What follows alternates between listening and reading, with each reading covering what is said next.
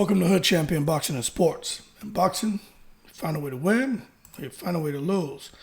And I'm going to tell you right now, man, I'm actually happy to see that Kell Brook is back.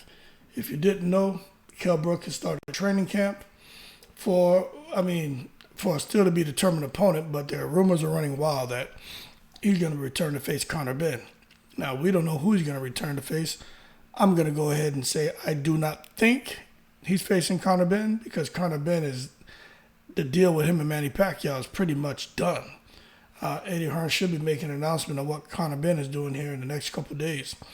But as far as Conor Benn, I would think the biggest fight for him to make, and it's going to be over in the Middle East somewhere, it's going to be against Pacquiao. And for Pacquiao coming back, and Eddie Hearn, Eddie Hearn is, he's able to go over to Saudi and get the big money for his fighters. I can't see Pacquiao not wanting to fight Conor Benn. So that being said, absolutely amazing. But, it's supposed to be as the way Kell Brook described it as massive, massive news coming on who he's going to be fighting.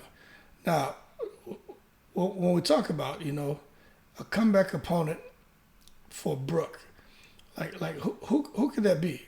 After we're talking about, quite a long spell of inactivity. I think it's been a year, right? So I'm just not sure. But we know with Kell Brook, he said in an interview recently, for him to come back, he's got to be, it's got to be the right amount of money. So obviously he's going to want some millions for him to come back, and not 1 or 2 million. He's probably going to want 5 million plus. And to think of a good opponent for him, Eubank Jr. maybe.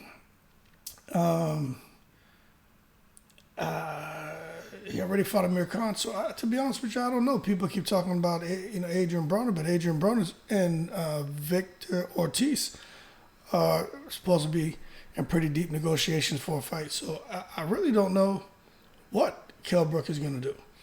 But we know that when it comes to Eddie Hearn, he's going to show him the money. And, he wants mega money for his fights. But the one thing about Eddie Hearn and putting up money for his fighters, he did say, and I think there's a little bit of concern from Eddie Hearn and the fact that Kell Brook was out there sniffing the chill pill. And, hey, we all go through things, and we all handle whatever trials and tribulations life throws at us. We all handle it differently. My outlet is the gym. And when I say gym, I don't mean boxing gym. Any gym where I can go lift weights, play basketball. If there's a heavy bag, speed bag, I get on that. But I feel good once I go and get a good workout and sweat in. Your body feels differently. Other people turn to alcohol, and for Kell Brook, unfortunately, hey, look, he did what he did.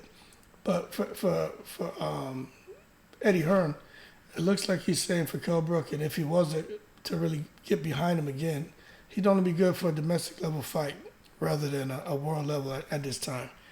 He just feels like with everything that Kell Brook was going through before he fought Amir Khan, figured Amir Khan was kind of on his way out, just got the last payday. Kell Brook was at the end of his rope and end of his career. For him to come back now, he's just not sure what direction to take Brook's career, because some people have described his career as being in the dumpster. And you got to understand, when you go and fight a guy like Golovkin, then you fight a guy like Earl Spence, then you fight a guy like Terrence Crawford. Look, that when you get beat the way Golovkin beat him, and he had great moments in the fight, but it takes a pound of flesh out of you. Then you get in there with Earl Spence, and they were damaging each other, but Earl Spence eventually pulled away and broke him down and broke the eyes, the orbital and everything. It takes a pound of flesh out of you. Then you have those other fights and finally end up in a fight with Crawford. And Crawford, basically KOs you with the jab. It takes a pound of flesh out of you. So what I'm saying is this. Whatever ambition he once had, it seems to have been sapped. And I just think he needs to take it easy.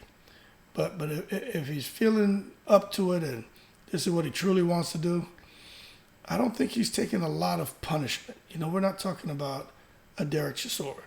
And even in the fights where he lost, he didn't take a beat down like what Deontay Wilder took in his second fight against Fury and even a third fight.